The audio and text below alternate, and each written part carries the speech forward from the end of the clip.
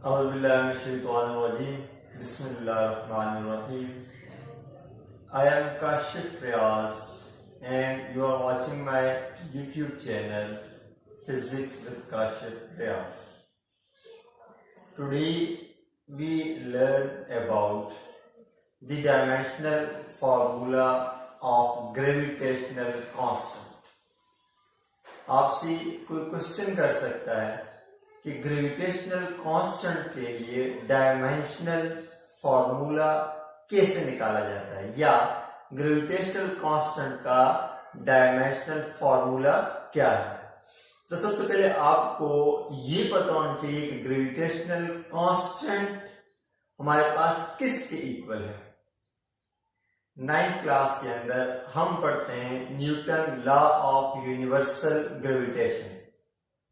तो वहां पे हमें एक फॉर्मूला डिराइव करते हैं F equals to G m1 m2 divide by r square. तो G वहां पे ग्रेविटेशनल कांस्टेंट होता है।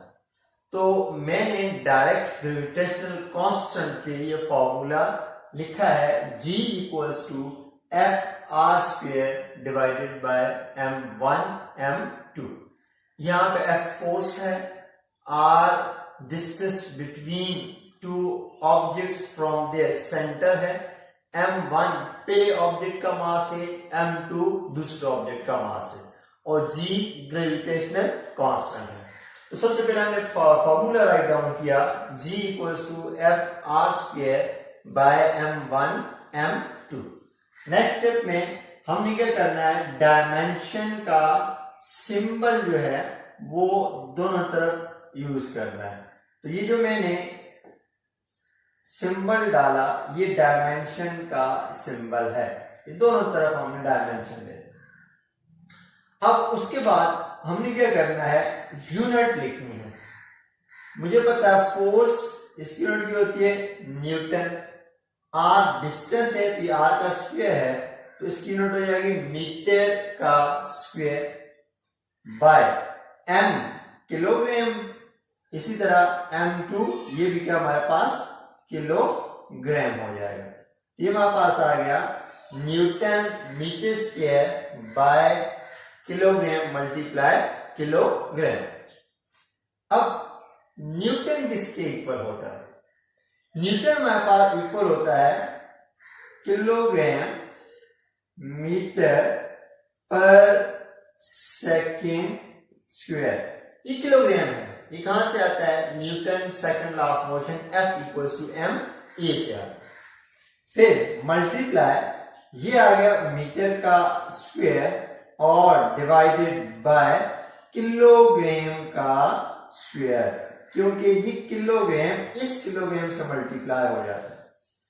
तो यहां से हमारे पास क्या रिजल्ट आएगा, 1 किलोग्राम 1 से क्या हो जाएगा, कैंसिल हो जाएगा।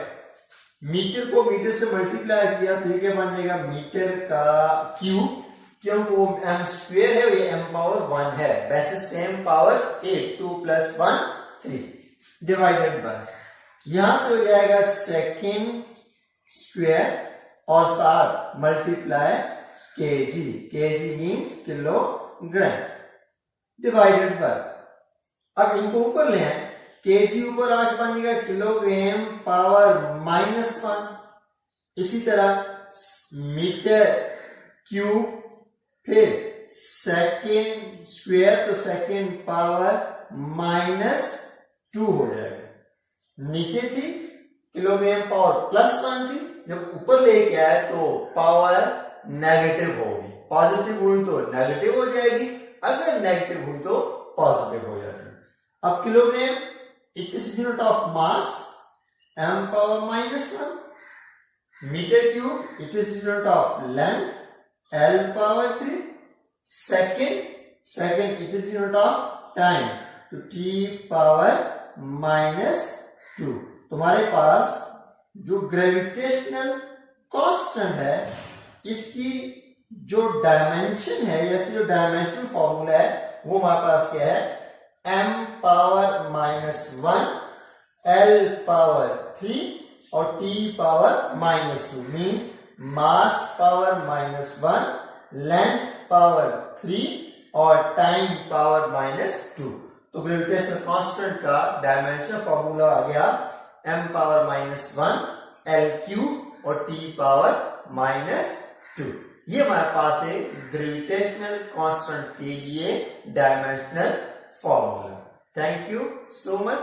अल्लाह हाफिज।